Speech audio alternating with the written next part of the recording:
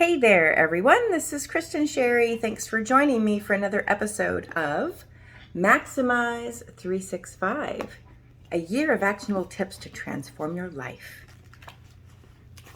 We are continuing in the spiritual growth section of the spirituality chapter, and today we're going to talk about complaining. So the quote is from Bahá'u'lláh and says, "A thankful person is thankful under all circumstances. A complaining soul complains even in paradise." Perspective. That's why we have this in the spiritual growth section, because a lot of these topics that we're covering is really about deep soul matters.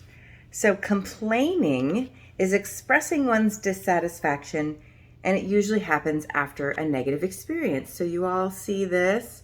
People take to Twitter, or they're venting on Facebook, and a lot of that complaining starts to really catch on, so that when you see negativity, it starts to make you feel negative. So it's really important we think about how we complain.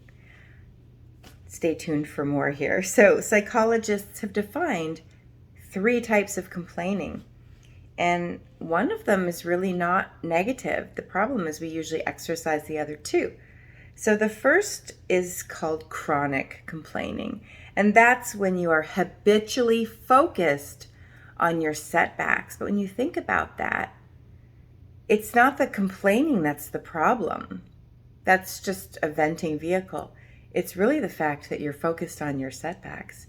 If you're constantly focused on what's wrong, that's an opportunity cost. You're missing all the opportunities to see what's right and to pursue those opportunities when you're focusing on what's going wrong. The second is called venting. We're all familiar with that term. That's expressing emotional dissatisfaction with the motive of receiving attention and affirmation. So when people vent, they're looking for people to agree with them, and they're looking for people to affirm them. So venters are not generally interested in solutions. So isn't that interesting when you think about the motive of the venting? A lot of times on social media, when people vent, other people will offer solutions, and they will offer a different point of view or disagree. All that person tends to be seeking is affirmation and agreement.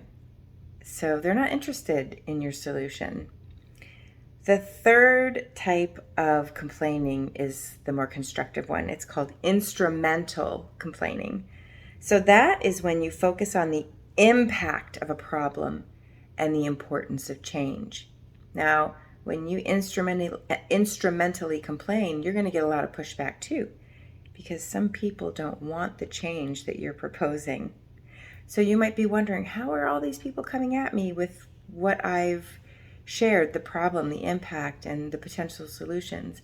You've usually triggered someone's fear that that change you're suggesting is going to have an impact that makes them uncomfortable. So you have to keep that in mind when you instrumentally complain. Even though it's a more positive and constructive form, it still may provoke a negative reaction in other people.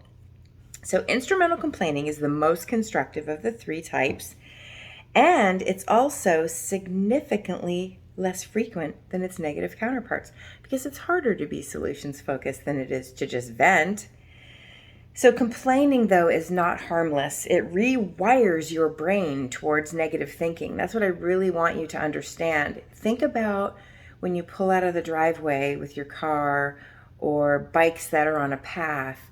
They fall down into the rut that is made by all of the vehicles that have traversed in that rut. And that's what happens with your thoughts. Just automated thoughts just go into the negative rut by default.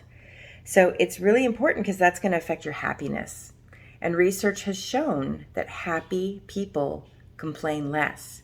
They don't complain less because they're happy, most likely, because they have chosen not to complain. They are happier for it. You can argue the chicken and the egg on that, but either way, they're happier. So here is your idea for action. So I want you to consider your complaining tendencies. When do you complain, and why? So you can ask the 3 whys. Why am I complaining about this? Because whatever. Well, why does that matter? Well, why? And then you'll get down to the crux of the matter. So whenever possible, you want to shift to instrumental complaining to affect positive change. And finally, you want to limit your contact with chronic complainers because they are going to affect your mood. So tell me in the comments, do you tend to be a chronic, a venting, or an instrumental complainer? Or are you someone who doesn't tend to complain at all? I'd love to hear your thoughts. Don't forget to subscribe to the channel. We're going to talk about greed in our next episode. Take care.